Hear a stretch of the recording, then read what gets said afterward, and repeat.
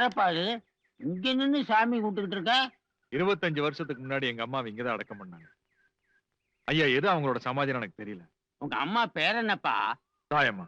அடடே, தாயம்மா பையனா நீ? இந்த சுடுகாட்டிலேயே பெரிய சமாதி உங்க அம்மா சமாதி தானப்பா? அத போய் மண்ணோட மண்ணாயிடுச்சுன்னு சொல்றிய?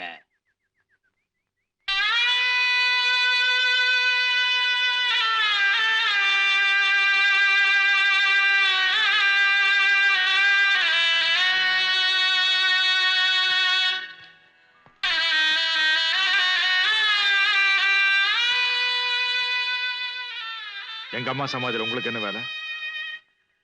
உங்க அம்மா உனக்கு மட்டும்தான் தெய்வம் நினைச்சியா? நான் கும்பிடுற தெய்வமும் உங்க அம்மா தான்.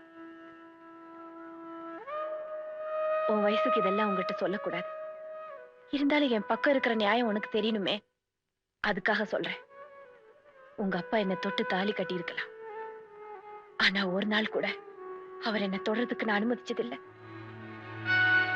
ஒரு பொண்ணு தான் வாழ்நாள்ல அம்மாங்கிற வார்த்தையை கேட்காமலே வாழ்ந்து சாவறது எவ்வளவு பெரிய கொடுமை. அது பொண்ணா பிறந்தவளுக்கு மட்டும்தான் தெரியும்.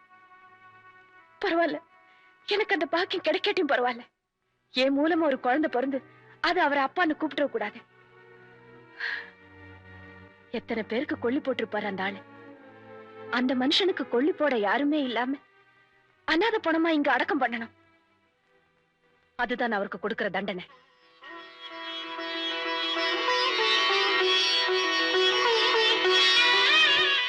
என்னப்பா, உங்க அம்மா சமாதிக்கு சாமி கும்பிடு வந்துட்டு என் கால்ல ஏன் விழற? எங்க அம்மா இன்னும் உயிரோடு இருக்கும்போது நான் எப்படிமா சமாதி கும்பிட முடியும்?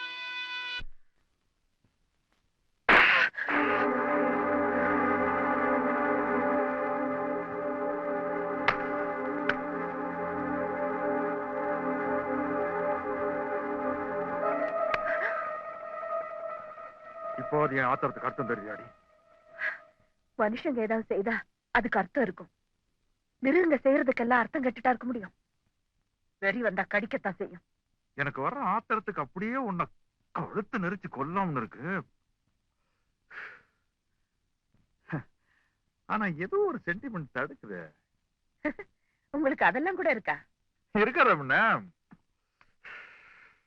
எத்தனையோ பொண்ணுகளை தொட்டிருக்கிறேன், ஆனா தாலி கட்டினது இல்ல. உனக்கு தாலி கட்டிக்கிறேன், ஆனா தொட்டது இல்ல. நான் நினைக்கிறது தாலிதான் தடுக்குதுன்னு. வேணுமா? வேணும்னா கேளுங்க, கழட்டி கொடுத்துடுறேன். கொடுத்துரு.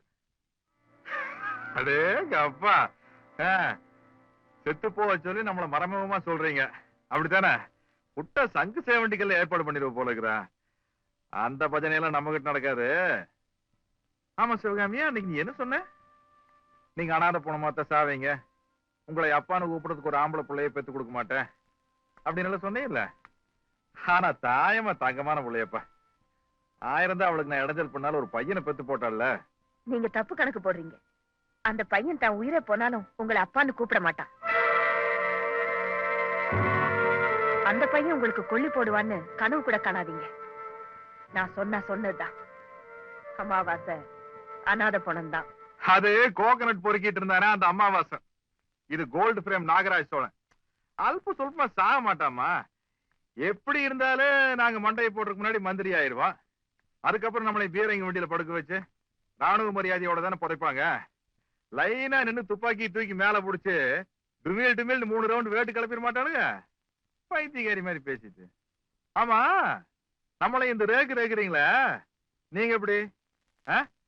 நீங்க தினம் கும்பிடுறீங்களா பார்வதி, பரமசிவம் பொண்டாட்டி? அந்த அம்மா தன்னோட உடம்புல இருக்கிற அழுக்கையெல்லாம் சுரண்டி உருண்டை பிடிச்சி ஒரு பிள்ளையார செஞ்ச மாதிரி நீங்களும் உங்களுக்கு ஒரு மகன் உருவாக்குறதுக்கு ஏதாச்சும் ஐடியா வச்சிருக்கீங்களா? புராணத்துல வர்ற கற்பனை கடவுளுக்கு வேணா சக்தி இல்லாம போலாம். ஆனா என் கோயில இருக்கிற தெய்வம் ரத்தமும் சதையுமா வாழ்ந்து செத்த தாயம்மா. அவளுக்கு நீங்க செஞ்ச துரோகத்துக்கு நிச்சயமா நீங்க அனாதையத்த போடி. 2 பேருமே அழாத. இதுல பெரிய ஏ கிரேடு, நாங்க சி கிரேடு. நான் எதுக்கு அனாதையா சாகணும்? எனக்கு தான் நீங்க இருக்கீங்களே. நான் ஒரு பாவமும் பண்ணல. நீங்க உயிரோடு இருக்கும் போதே நான் சுமங்கலியா போய் சேர்ந்துருவேன். என் புருஷங்கிற முறையில நீங்க எனக்கு கொல்லி வைப்பீங்கல்ல? வைக்காம கொல்லி வைப்பீங்க. நம்ம உறவுக்காக இல்லைன்னாலும் ஜனங்க கிட்ட ஓட்டு வாங்குறதுக்காவது நீங்க எனக்கு கொள்ளி வைப்பீங்க. இவ்வளவு நாள் என்ன உயிரோட விட்டு வச்சிருக்கிறது உங்க இமேஜ காப்பாத்திக்க தானே. சேர்த்துக்குங்க. எவ்வளவு சொத்து சேர்க்க முடியுமோ சேர்த்துக்குங்க. எவ்வளவு பெரிய பதவி எல்லாம் கிடைக்குதோ எல்லாத்தையும் அனுபவிங்க. ஆனா நான் போய் சேர்ந்ததுக்கு அப்புறம் இவ்வளவு பெரிய வீட்டுல தன்னந்தனியா உட்கார்ந்து ஊஞ்சல் ஆடிட்டு இருப்பீங்க. அப்ப தவிச்ச வாய்க்கு தண்ணி கூட கொடுக்க யாரும் இருக்க மாட்டாங்க. அப்பதான் உங்களுக்கு பாசம்னா என்னன்னு தெரியும், பொண்டாட்டின்னா என்னன்னு தெரியும், புள்ள என்னன்னு தெரியும். அட போடி. காசை விட்டு எறிஞ்சோம்னா கால முக்கர் கொடுத்தி கைய முக்கர் கொடுத்தின்னு டஜன கணக்குல பொண்ணுங்க வந்து நிப்பாங்க. பேசுற பெருசா. நான் நெஞ்சில சுமக்கிற உறவை பத்தி பேசிட்டு இருக்கேன். நீங்க உங்களை சுமக்கிற கழுதங்களை பத்தி பேசுறீங்க. உங்களை திருத்தவே முடியாது.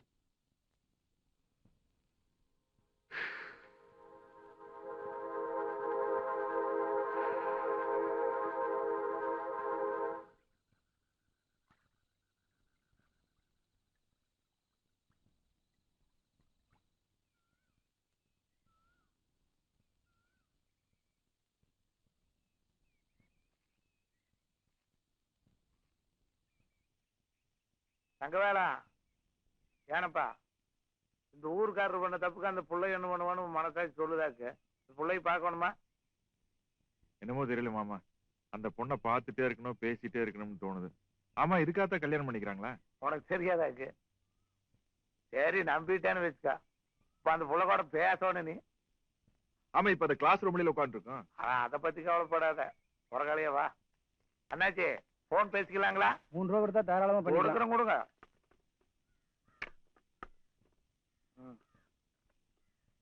அடா, அதை எடுத்து காதுல வை. அந்த பொண்ணு படிக்கிற பள்ளிக்கூடத்தோட போன் நம்பர் உங்களுக்கு எப்படி தெரியும்? கான்வென்ட் கரஸ்பாண்ட் கவுண்டரு, என் கிளாஸ்மேட். ஹலோ, நம்ம அம்மனி படிக்கிற பள்ளிக்கூடம்ங்களா? அங்க குயிலுன்னு ஒரு பொண்ணு +2ல பி பிரிவுல படிக்குது. அவங்க பாட்டிக்கு உடம்பு சரியில்லை, கொஞ்சம் பேச சொல்லுங்க. சும்மா நேரம் அனுப்பிச்சிடாதீங்க. அவங்க பாட்டி பேசிக்கிட்ட போன்ல பேசணுமா. போற உயிரை போன் கிட்ட புடிச்சு வச்சிருக்கிறேன், கொஞ்சம் பேச சொல்லுங்க. டீச்சர், குயிலோட பாட்டி சீரியஸா இருக்காங்களா? போன் வந்திருக்கு. ஹெட்மிஸ்டர் கூட்டிட்டு வர சொன்னாங்க. குயிலே, குயிலே, குயிலே. ஏய், உங்க பாட்டி சீரியஸா இருக்காங்க. அப்படியா? சரி, நீ போ. ஐயோ, சத்தியமாடி உங்க பாட்டி சாவ போற நிலைமையில இருக்காங்க.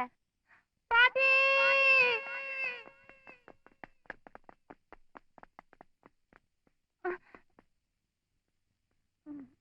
சார், இதுல எப்படி சார் பேசுறது? இத காதுல வச்சுக்க, இத வாயில வச்சுக்கணும். சரி. ஆத்தா, ஆத்தா. போன் எடுத்தா அலோன்னு பேசணுமா? ஆத்தா ஆத்தானா ஆத்தா வராது இல்ல. ஹலோ, நீங்க யாருங்க பேசுறீங்க? டாக்டருங்களா? டாக்டரும் இல்ல, கம்பவுண்டரும் இல்ல, தங்கவேலு. ஐயோ, நீங்களா? என்ன வேணும்? நான் ஒண்ணு உங்ககிட்ட பேசுறதுக்காக போன் பண்ணல. உன் தங்கச்சி கிட்ட ஒண்ணு கொடுக்கணும், அதை கூப்பிட சொன்னா உன்னை கூப்பிட்டாங்க. அவ ஒண்ணும் இல்ல, அவ கிளாஸ்ல இருக்கா. சரி, நான் கொடுக்குறேன், நீ கொடுத்துறியா? போன் எப்படி கொடுப்பீங்க அவளுக்கு? அதெல்லாம் தாராளமா கொடுக்கலாம், பாரு. ஐயோ, தங்கவேலா, ஐயா, பக்கத்துல டொய் டொய்னு பேசுற. பக்கத்துல ஆள் இருக்குன்னு தெரிஞ்சா அது போன வச்சுட்டு போயிருமில்ல. உன்னை யாரு கூட வர சொன்னது? நான் கூட வந்தனா? சேர்த்து வைன்னு சொல்லிட்டு சேர்ந்த உடனே கட் பண்ணி விட பாக்குறியா? சரி, நீ பேசு, நான் வாய் மூடிக்கிறேன். லவ் பண்ணுறது நல்ல ஆளோட வந்த பாரு. நான் என்னமாச்சு உங்க ஆத்தாக்கு? யார் கூட பேசிக்கிட்டு இருக்க? அது ஹாஸ்பிடல் டாக்டர் பேசுறாரு. என்னம்மா 2 ஊசியை போட்டு உசுரை காப்பாத்துறத விட்டு உன் கூட பேசிக்கிட்டு இருக்கான் பாரு அந்த விளங்காத டாக்டர். நான் கொடுத்துட்டு உன் தங்கச்சி கிட்ட கொடுத்துட்டு அவ கொடுக்கறத வாங்கி என்கிட்ட கொடு. அது எப்படிங்க வாங்கி கொடுக்கறது? அப்ப நீ ஒண்ணு பண்ணு, நீ இப்ப கொடுத்துரு, அப்புறம் சாவகாசம் உன் தங்கச்சிக்கு நீ வாங்கிக்க. போங்க. அரட, கொடு கொடு கொடு. நல்லா இருக்குடா. அடே எங்க அப்பா, நான் 10 கொடுத்தா நீ 20 கொடுக்குறியே. நல்ல பொண்ணு, இப்படித்தான் இருக்கணும். முத்தம் கொடுத்தாளாக்கு பாரு, செலுத்துருச்சு. போன்ல முத்தம் கொடுத்துருக்க இப்படி புள்ளரிச்சா, நேரா முத்தம் கொடுத்தா இப்படி இருக்கு. உருந்துரு. ஏய், பாட்டின்னு போனை வச்சது பாலான்னு கண்ணத்துல அரைச்ச மாதிரி காதுல ஒழுகுது. முத்தம் கொடுத்தாளாமா. ஏன்டா இப்படி புழுகுற? போன வச்சிட்டு போங்க, வியாபாரம் பண்ண வேண்டாமா? இருங்க, பிரிஞ்சவங்களை சேர்த்த வேண்டாமா?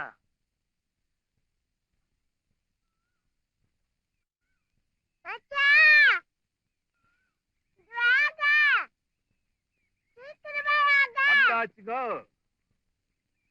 பள்ளிக்கூடத்துக்கு போகாம இங்க நின்னுட்டு இருக்க லீவா? அட என்ன எங்க அக்கா உங்ககிட்ட ஒண்ணு குறுக்கு சொல்லிச்சு. என்ன இதுக்கு எவ்வளவு பெரிய வெக்கமாக? இனி இருக்காத எனக்கு. எங்க குஞ்சம்மா? அதோ இந்த கல் அங்க ஒளிஞ்சிட்டு இருக்குது.